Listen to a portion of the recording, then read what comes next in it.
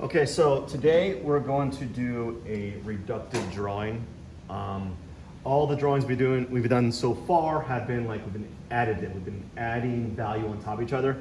This one, the main mode or the main operation that you're going to be using is you're going to be subtracting. So reductive. Put simply, you're going to be erasing. So what you need to begin with is you're going to need some soft vine charcoal, soft, extra soft, okay? This is medium.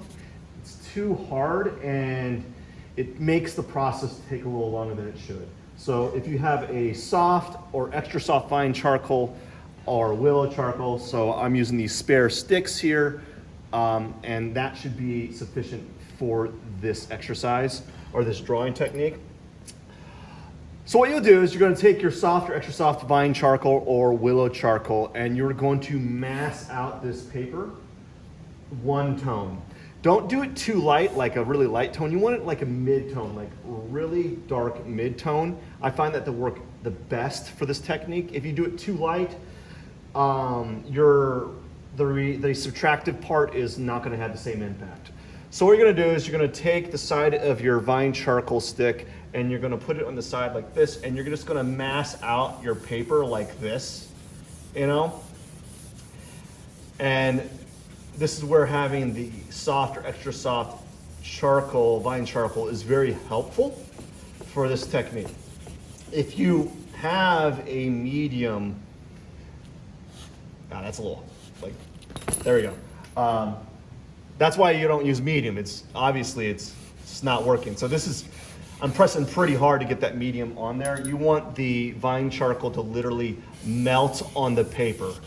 Like it's just falling apart on the paper. It's like butter.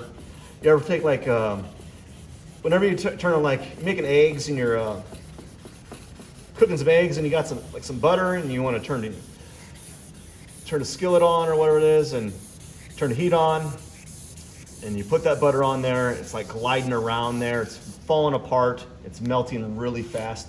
That's what you want to happen with this, is you want the vine charcoal to really be applied on there rather quickly. So I think this one might be like an extra soft, which is why it's a little darker. So I'm gonna probably knock down this entire area.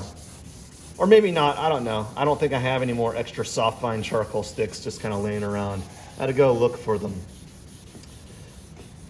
But this tone right here is probably more akin to what you're looking for because you're gonna want to soften it up afterwards. Now you don't have to soften it up, but I'm gonna show you what I mean by softening up.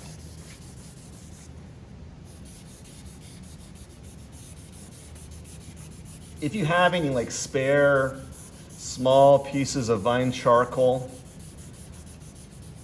that you don't know what to use for, this is a great technique to use your spare vine charcoal sticks because it allows you to get rid of them a little bit, you know, because if you haven't kind of gathered by now, it's kind of hard to draw with these like 1-inch sticks, you know?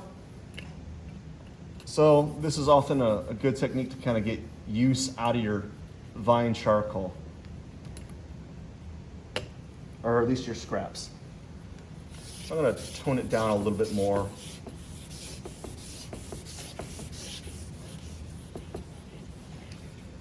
And I think I am out of small extra soft vine charcoal, so I think that's going to be it. So what you can do here is you can either do two things. You can leave it like this, right? You can leave it like this, or some people like to take the side.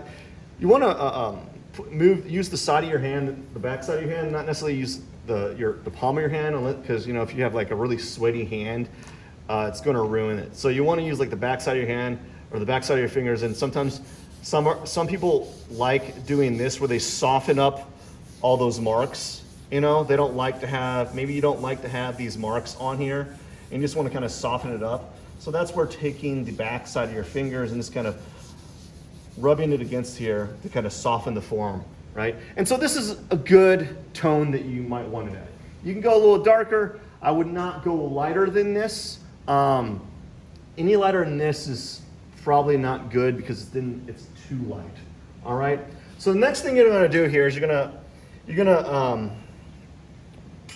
going to block out our object here, or we're going to, depends on how you want to look at it.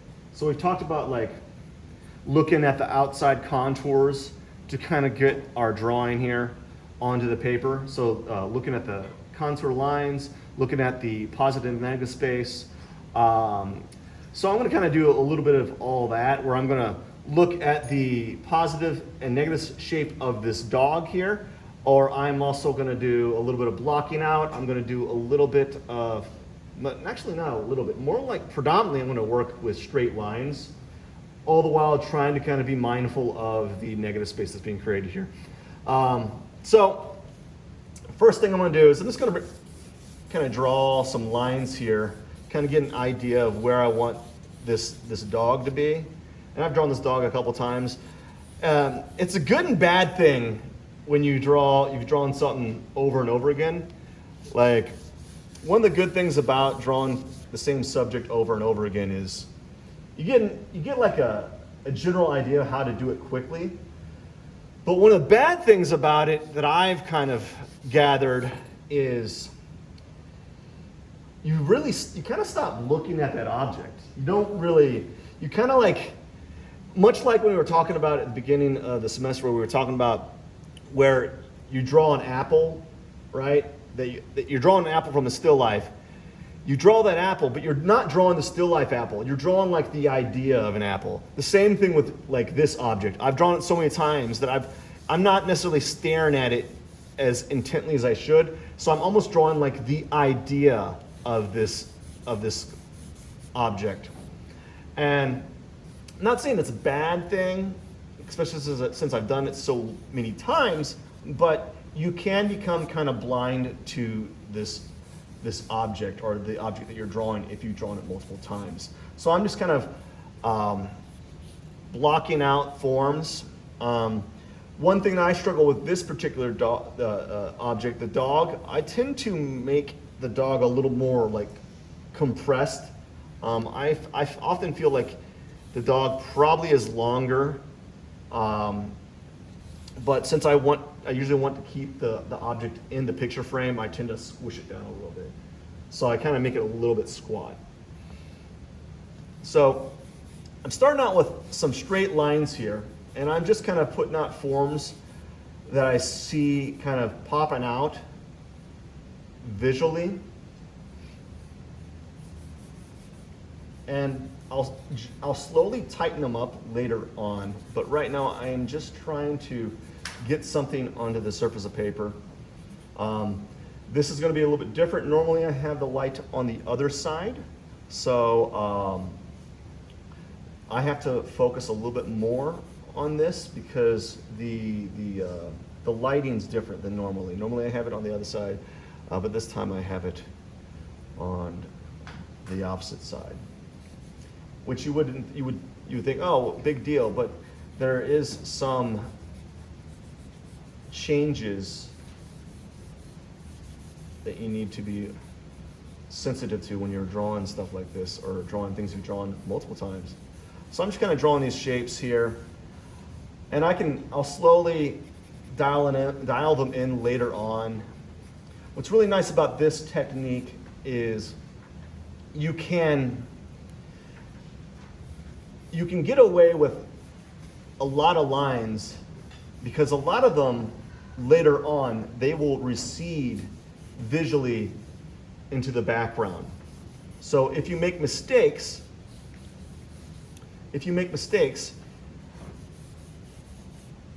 you can kind of mask them a little bit. So I already know what I'm noticing here is I'm going to have trouble with the snout of the dog at the moment. I can really feel it. I can feel that I'm going to have trouble with this. So I don't know how much care I should take to kind of mitigate that at this point. I'll know a little bit more when I start doing the next thing involved here. What I might do is I might exaggerate the snout of the dog so it comes past his ear here. because depending on where I'm standing, sometimes if I stand a little bit to the right, the snout projects forward. Sometimes if I move a little bit to the left, it moves further to the right. So I need to, probably gonna have it moved a little bit further this way, just so I can have a little bit more room to work around with this object. So I'm just kind of making marks here to what I assume or think might be forms for this dog. There's a lot happening under here, but I'm just gonna do like random shapes that I think are close enough, or random like positive and negative space relationships that I think are close enough to what's happening. Probably need to make the ears longer. I'm just gonna tuck this down, make a line here. Straight lines. So if you notice, I'm doing a lot of straight lines. It's a lot of straight lines. I can always change it up later on. I haven't done much yet. I am just working on kind of getting some forms established, some marks established, so that when I do the reductive part, where I do the erasure, it's going to kind of be brought forward very quickly. Just making some marks here. Oftentimes this is kind of confusing to me because this is supposed to be symbolic, or supposed to be like hair here, but it's just plaster and it just looks like amorphous like balls to me. Weird shapes. Doesn't look like anything. And you could use that to the advantage later on.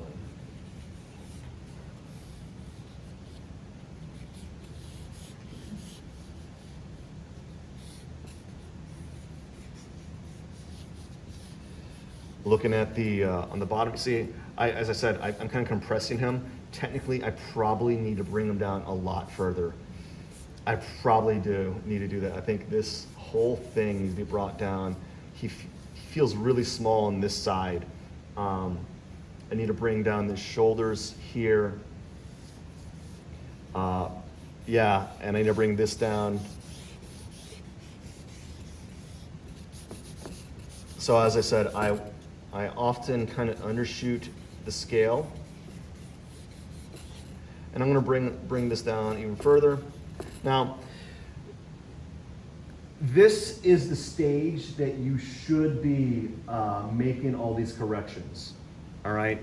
You should change all of this at this stage.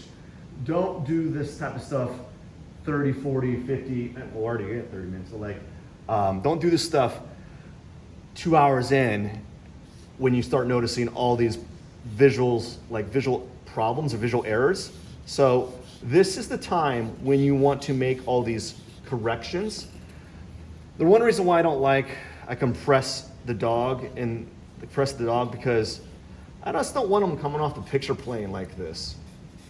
But I'm gonna have them come off the picture plane this time. Again, I don't like that. It's one of the pet peeves. I mean, I don't mind having that, but this paper's moving out of the way, of course. Stay there. Oh no. Let's want this paper. Go away. So the paper's falling off.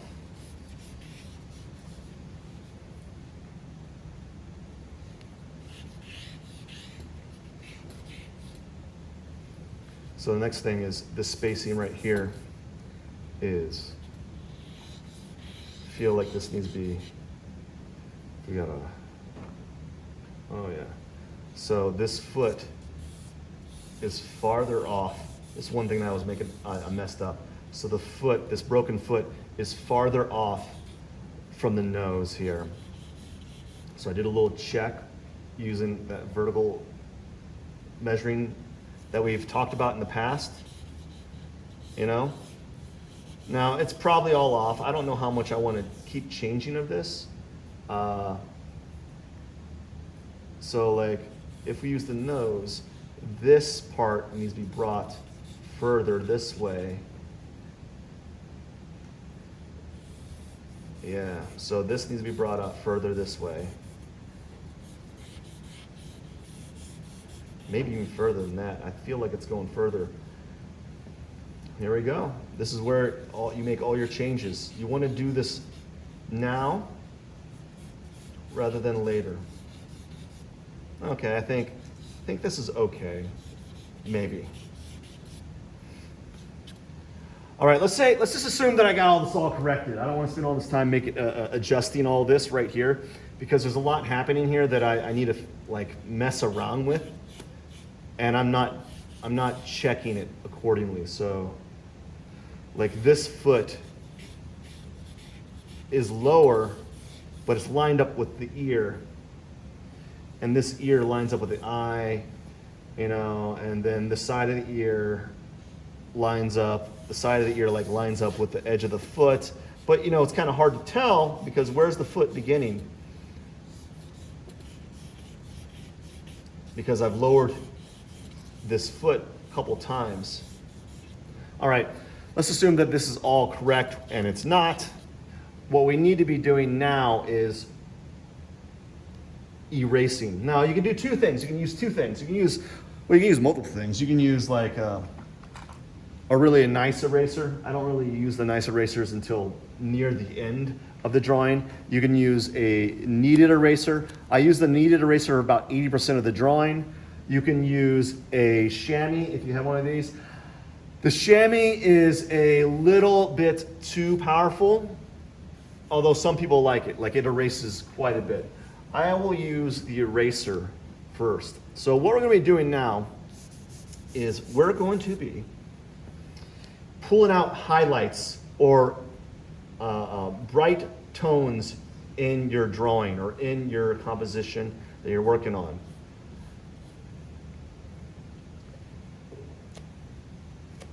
And you're just going to be pulling out highlights from the object here. Areas that you think need to be a little bit brighter. And it doesn't have to be in the right spot. It doesn't have to be perfect. You're just trying to get something on the surface of your paper. And you can always correct it later on.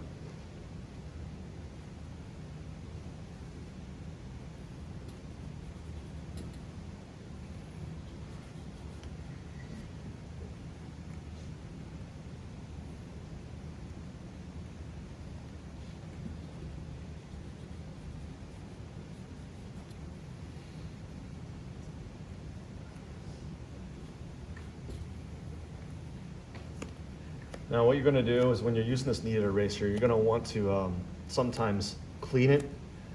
And one of the ways to clean it is to basically tear it apart and reassemble it over and over again. So that kind of cleans it up a little bit, because after a while it gets pretty dirty. And then if you don't clean it for an extended period of time, it gets really dirty, and then you just have to throw it away. It just doesn't work that well.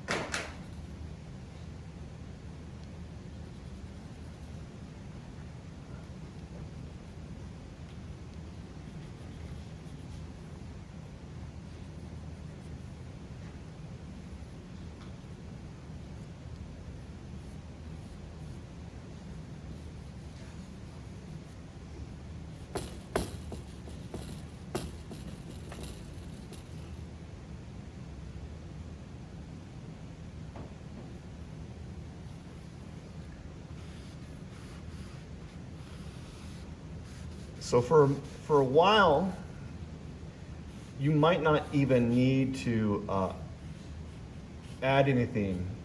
You might want to spend a moment of your time just pulling out tones from your drawing.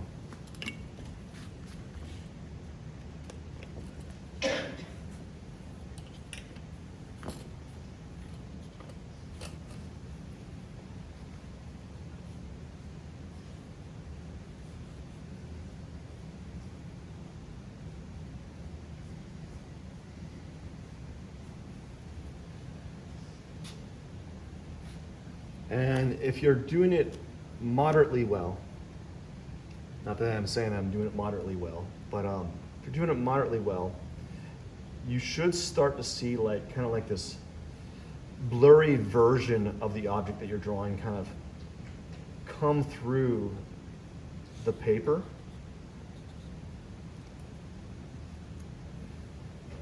And you'll find that you can get a lot of your drawing done doing not actually a lot, really.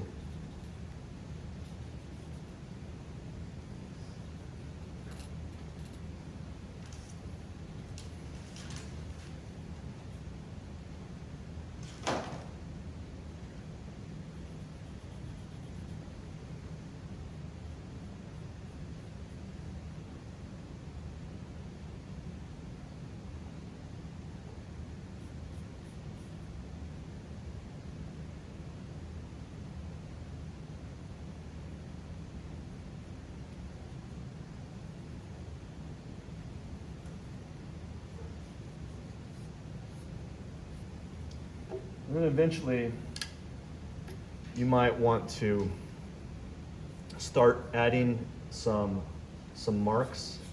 Start adding like lines back into your drawing. Start adding value back into your drawing.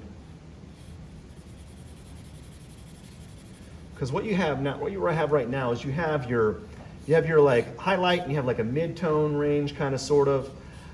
You're gonna eventually need to add your darker ranges, your more developed value ranges in your drawing. And you can get away with, what's really nice about this technique is you kind of get away with only having like 3 major like value ranges if they're placed well onto your surface of your paper.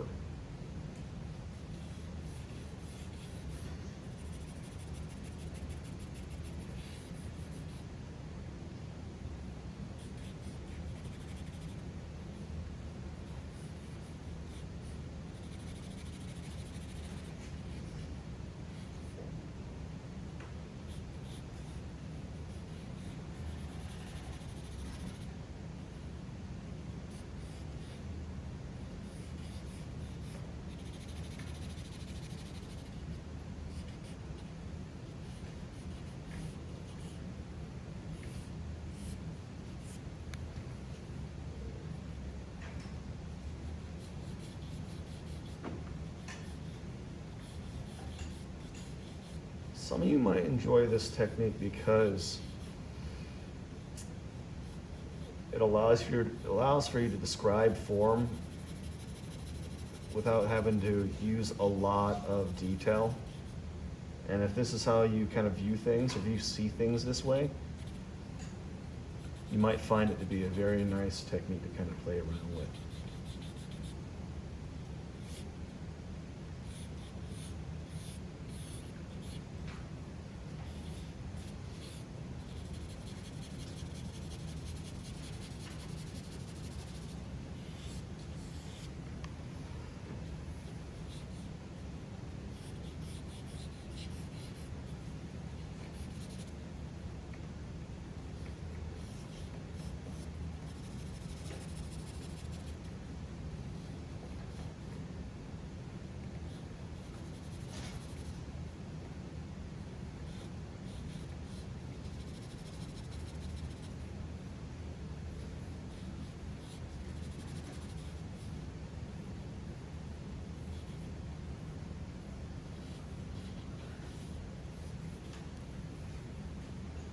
You're going to find that this plaster cast dog here is very challenging because a lot of you are going to want to draw the eye.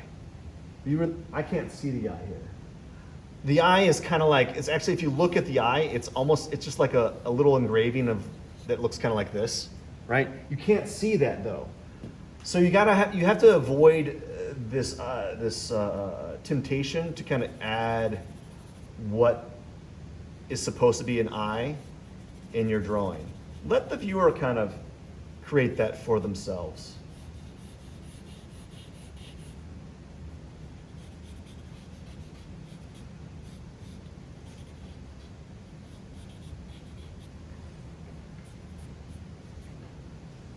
I don't think I'm getting the shape of the head right. Probably not. That's okay.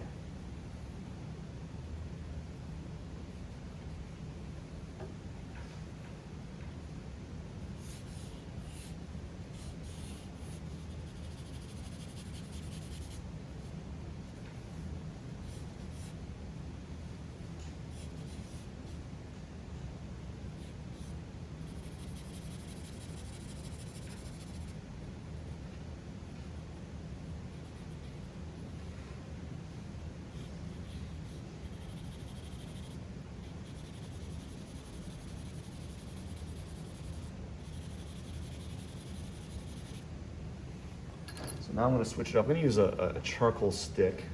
It's a little darker. I'm just going to add some really dark tones here to kind of define some of these things a little bit. Not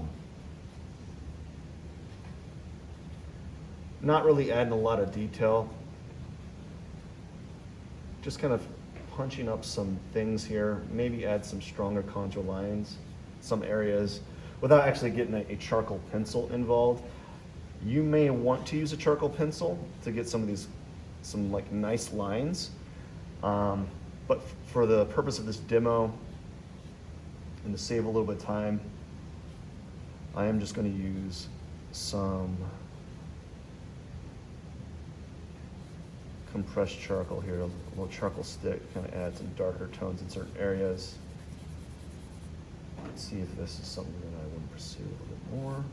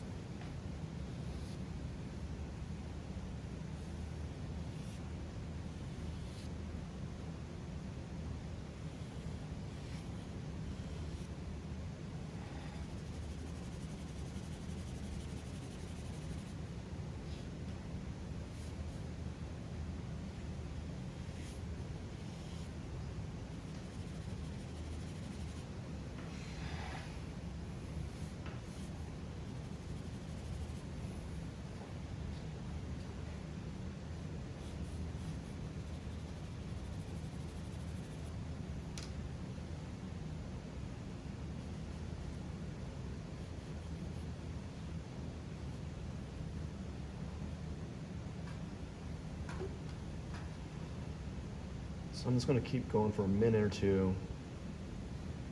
I'm not really satisfied with it, but that's okay.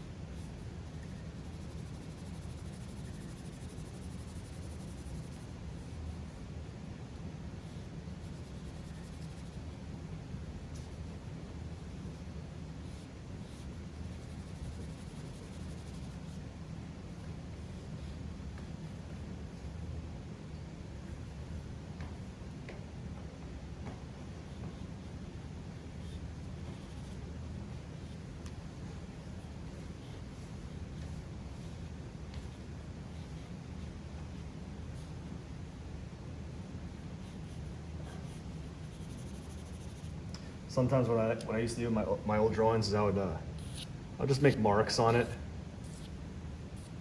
I always enjoy doing that, like break up the lines. But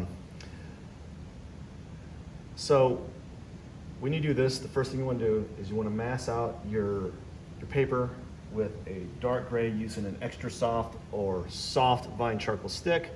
Then you're going to block out your object to the point that you feel that it's ready to move on to the next stage. The next stage would be to take a chamois or a kneaded eraser and erase all your highlights.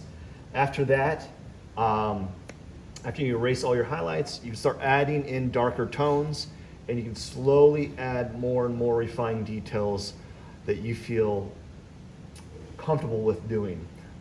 If I were to keep working on this, I would keep refining this. I would define this eye a little bit more because it's kind of lost.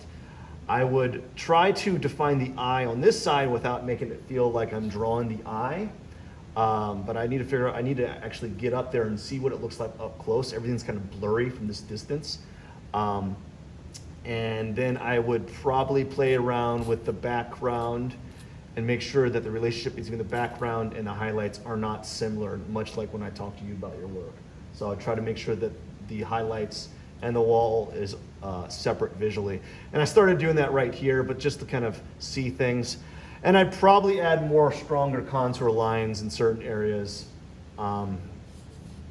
areas I felt that need to be pushed further. So that's what we're going to be doing. What we're going to be doing is we're going to be doing like a reductive drawing.